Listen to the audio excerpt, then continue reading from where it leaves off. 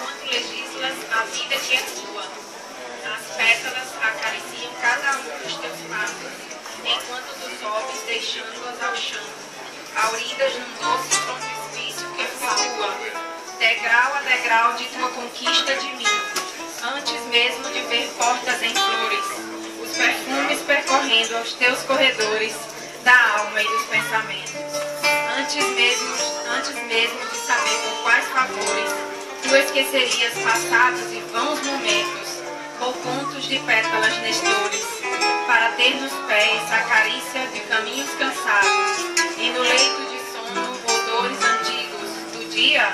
perdidos na mistura dos desejos mais senhores, atuais e tão vívidos de teus calos curados, enquanto as pétalas ali abandonadas recolhem-se sobre os perfumes da vida.